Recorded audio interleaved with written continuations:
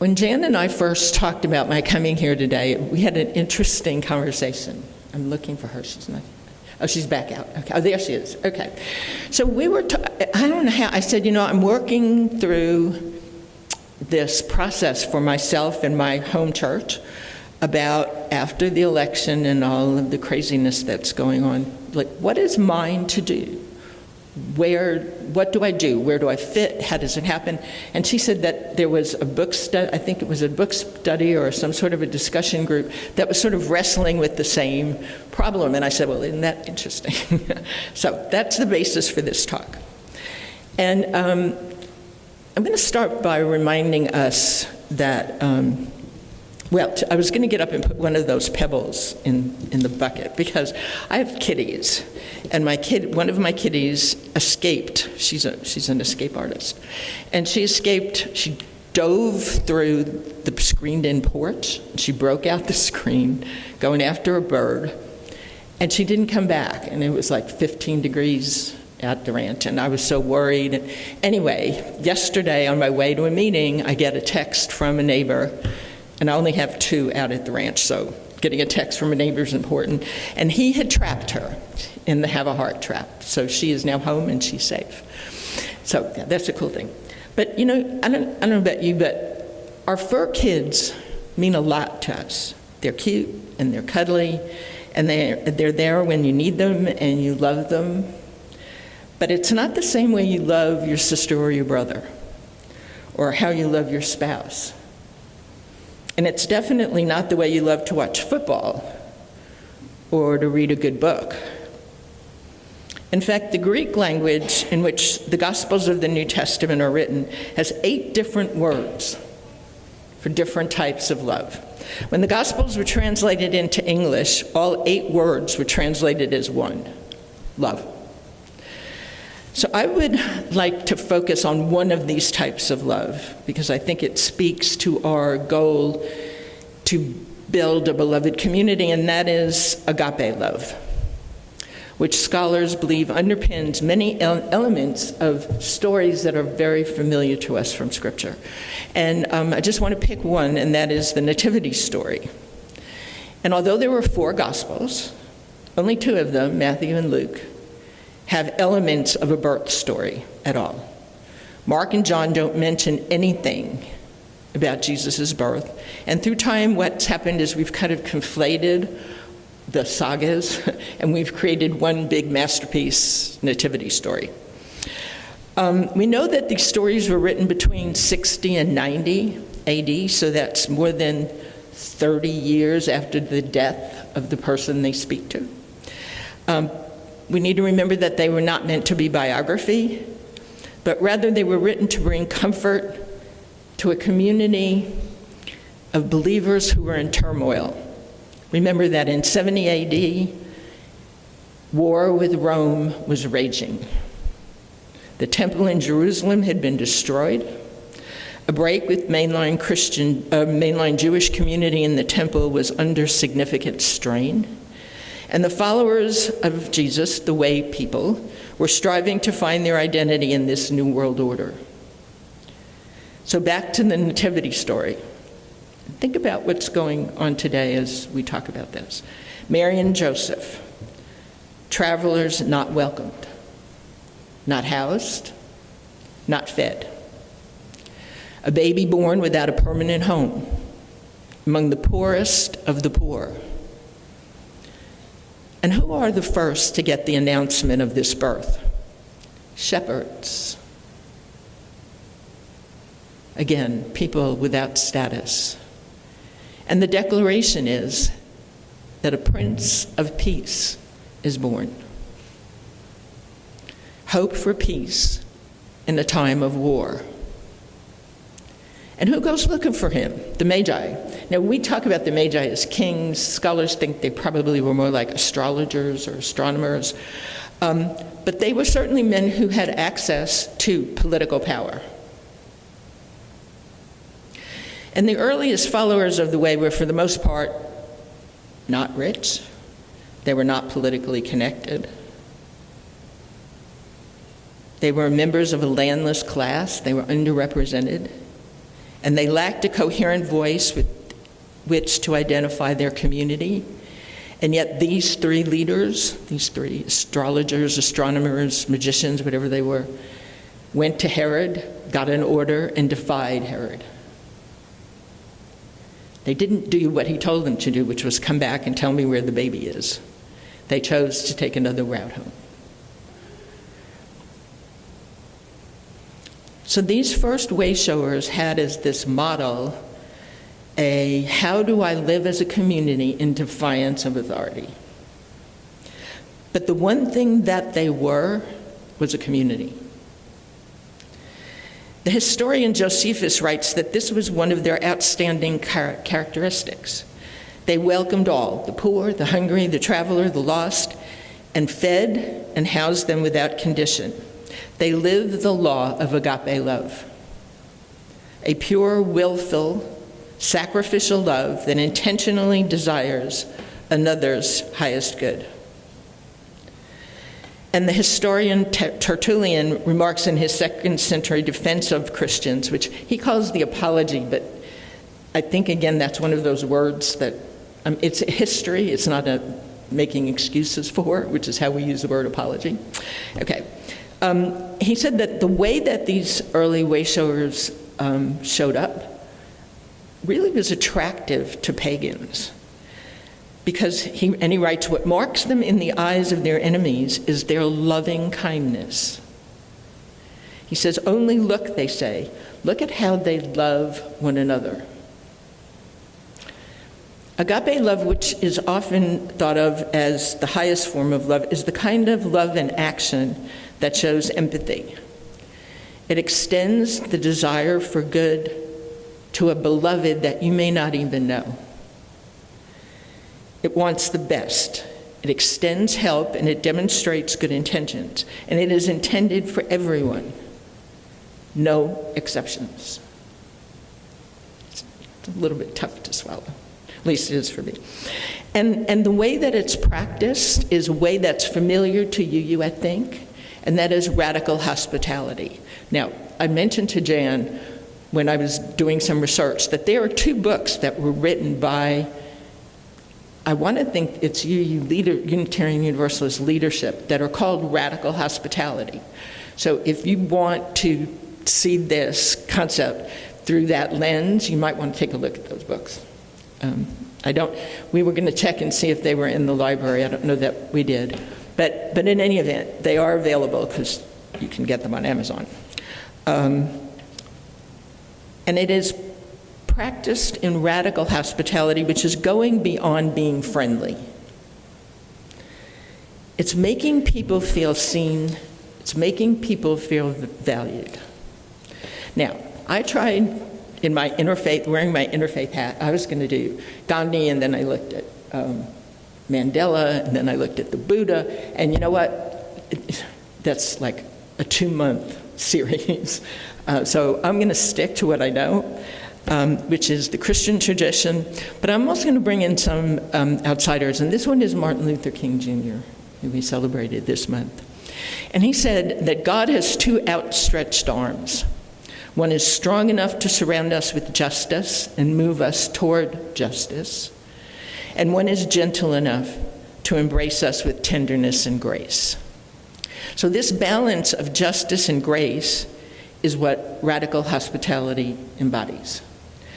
It's the strength to face the storm of injustice and the tenderness to offer compassion to one another in the middle of it all. And I don't know about you, but it's crazy making for me. I've limited my exposure to news to about 20 minutes because I can't be in this loop. I can't, the CNN, MSNBC, can't do it. It just drives me crazy. So how do I live this out? This is a question that I've been struggling with since the election, quite honestly. How do I practice radical hospitality in a world determined to sow division and fear? So I ask myself these questions, and this is what I'm wrestling with. I don't have any answers. I'm going to tell you that up front. But this is what I wrestle with. How can I bring softness to this chaos? How can I embody radical hospitality in my life today, no matter how stormy it might be out there, no matter what the details that are going on, no matter how I feel, because I have to do it in spite of how I feel sometimes. And how can I create the beloved community that Martin Luther King Jr. spoke about as being the goal? I mean, he talked about he suggested that could be the goal of every congregation, whether it's, no matter what the denomination is to create a beloved community. And there's a man, his name is Howard Thurman, who's a theologian and a philosopher, and he said, the evil in the world around us must not be allowed to move from without to within. Must not be allowed to move from the without to within. Drink in the beauty that is within reach. Clothe your life with simple deeds of kindness.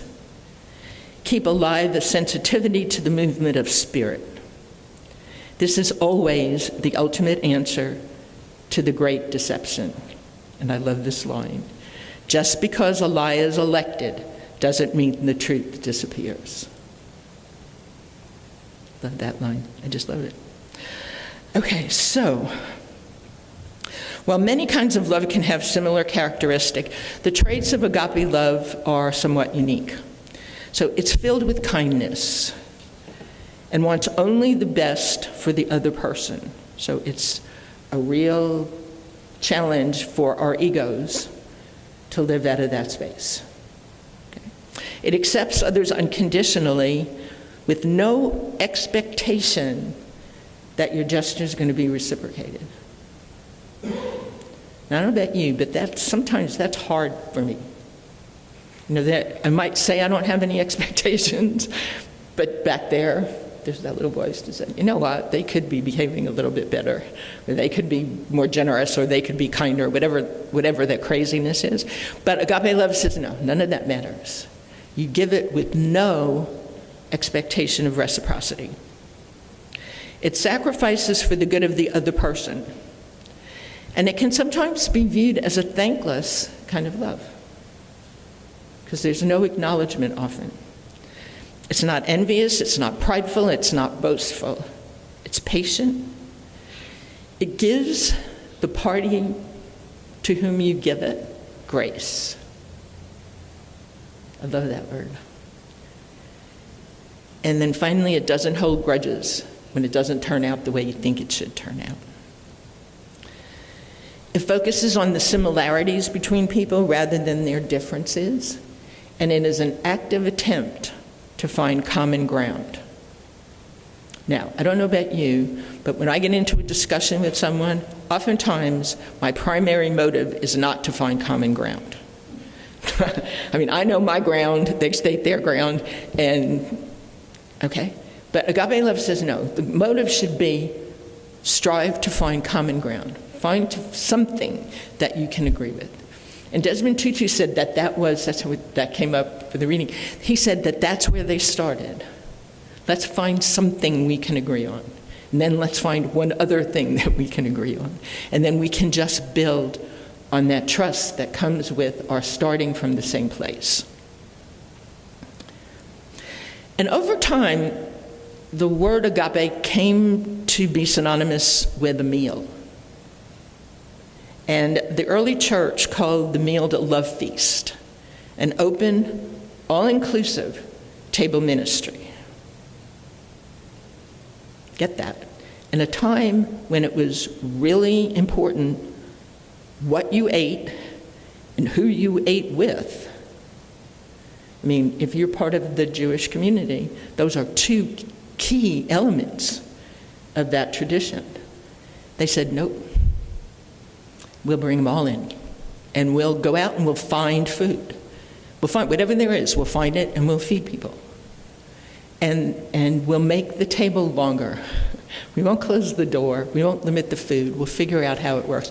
My sister, this was several years ago, she called me one day and she said, I finally understand the story of the loaves and fishes.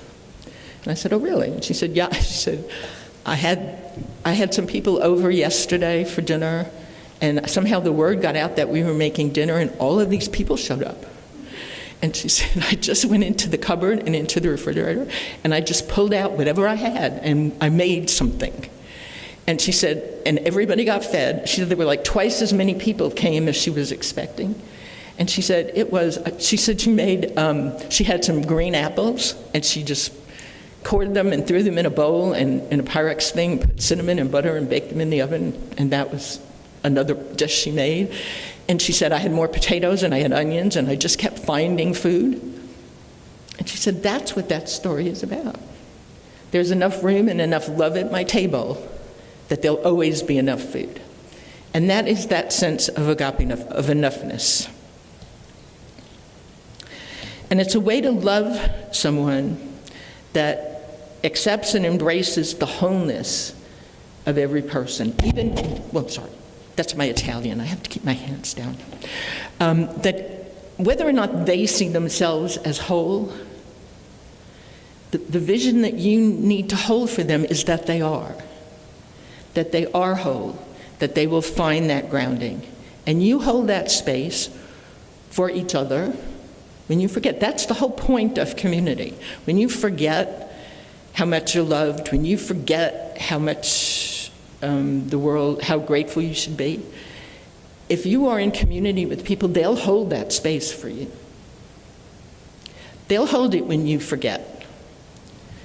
And that's a real gift. So it's very intimate. Agape love, in a very strange way, is a very intimate kind of love because it gets to people's vulnerability, the ugliness, the unfinished business that we have. And we hold that wholeness for them and hope that there are people who are holding it for us, because oftentimes we can't do it for ourselves. And we do it even if that person doesn't want it. Now, we don't force it on them, but in your mind's eye and in how you behave with them, you hold that wholeness for them. So the whole mindset of agape love is selfless, sacrificial service to somebody else.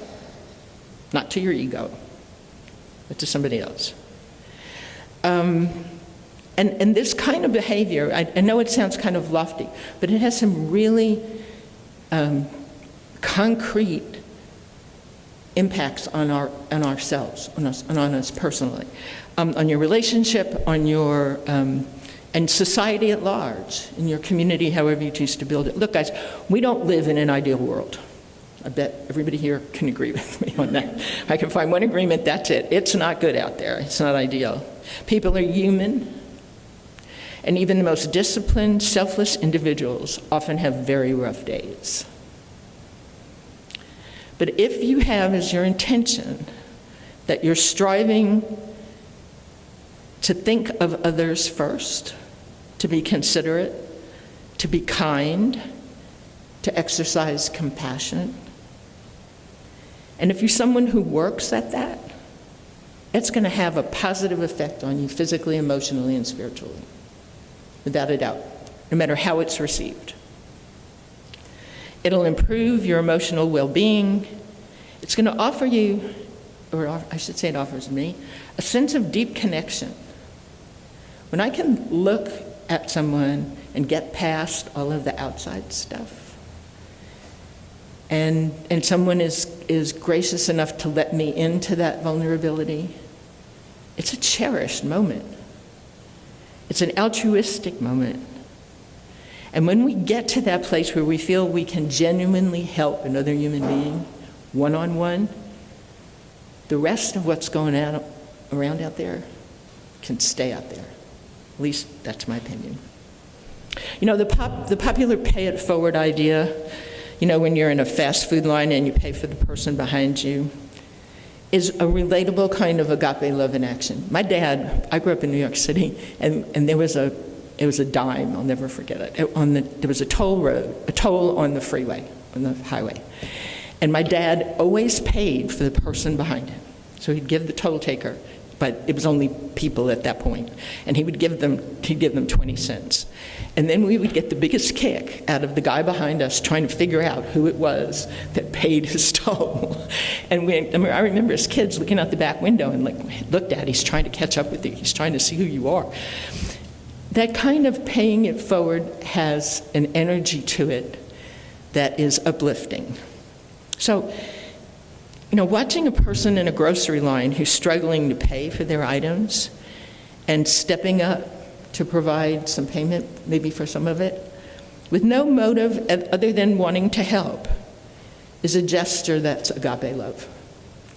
Holding the door for the person coming behind you and giving them a smile is a beginning, is a place to start. Putting aside what you're doing to pay attention to and actually listen to somebody, especially if they're going through a hard time, or someone who's lonely, is an act that demonstrates agape love. I was talking to Patty, and she's telling me that she's getting ready to do a series on loneliness, or I don't know how many pieces of it there are. But if you want to read something that is startling, or recently, fired, deposed, retired, I'm not sure how he got out of there, Surgeon General, issued a report on the epidemic of isolation and loneliness. It is a staggering document. And this man, who's in his 40s now, about 40s, has decided that this is going to be his life's work. Because he said it's killing people. And he had some of those statistics. So we live out of that energy that we can do something to change that. We can do something to make a difference. Because the power of respectful acceptance, that's what it is. Respectful acceptance. And can overcome guilt, shame, hopelessness. And to some people, it can be a lifesaver. And you never know when a smile you give has made somebody's day. When you talk to somebody, you may be the only person that person has talked to all day. Just think about that. So it enhances our sense of communion individually and as part of a beloved community. Consider how all of the spiritual traditions, and you can pick any one of them, challenge us to show up. And this is how they challenge us to show up. They're all unique in their own way, but the ultimate authentic standard of love is how well you treat the person you can't stand. Maybe even your enemy, or the person you've identified as your enemy. You see, love involves action. And agape love is a verb. We tend to think of love as a feeling. That's not what love is. Love is a verb. Now, agape love may involve emotion at some point, but it must always involve action. It's a choice that we make to seek the well-being of someone else other than myself. So I truly believe that this kind of generous love reflects the very heartbeat of spirit. And I was sharing with some folks before I came up here that I grew up in the 60s, and 68 was a terrible year. I don't know how many of you are of that generation, but I grew up in New York City, and it was race riots, and there were assassinations, and there was the war. And I was at school at Columbia, and there was SDS, and there was all that stuff going on. And I remember asking my spiritual counselor, where the hell is God in all of this? Where is it? I think that I believe in something more than myself, but it's not showing up here. And he said, it won't ever. And I just looked at him, he said, it'll only show up as you. And then he pointed me to some writings that I knew, which were writings by Viktor Frankl, Man's Search for Meaning. But then he also introduced me to someone who I didn't know and maybe you've not ever heard of. His name is Dietrich Bonhoeffer. And Dietrich Bonhoeffer was a Lutheran minister who was part of the plot to kill Hitler. Remember when they did that bombing thing? Anyway, he got caught up and he was arrested and he was martyred. I mean, he was actually gassed. But while he was in prison, he wrote all of these letters. And they very much are like, and come to find out that Martin Luther King Jr. read Bonhoeffer's letters from prison. And that was sort of part of the impetus for his writing his letter from the Birmingham jail. And Bonhoeffer talks about agape love, that individual seeing that eye to eye in somebody else brings gladness to the soul. I love that line. It doesn't matter what's going out there. If you make that connection, no matter what the circumstance, you can bring gladness to your soul by living out of that energy. So, decorations and events and cookies and parties and presents, they're all very nice and they're fun. But what we have to look toward, or what I think we have to look toward to create a beloved community, is how do we strengthen and encourage one another on a one-to-one. So that's basically my lesson. I'm going to read you this story, and I'm going to read it because I'm never good at telling stories. Don't ever get jokes. I don't ever get the premise of the joke and the punchline right. I kind of switch things up and then wonder why people don't laugh. So I'm going to read you this story. And it says, the story is told of a child psychologist who spent many hours constructing a new driveway in his home. Just after he smoothed the surface of the freshly poured concrete, his small children chased a ball across the driveway, leaving deep footprints. This man yelled after them with a torrent of angry, ugly words. His shocked wife said, "You're a psychologist who's supposed to love children." And the fuming man shouted, "I love children in the abstract, but not in the concrete." So I laughed at this story and I groaned at the play on words, but the story really rang true for me.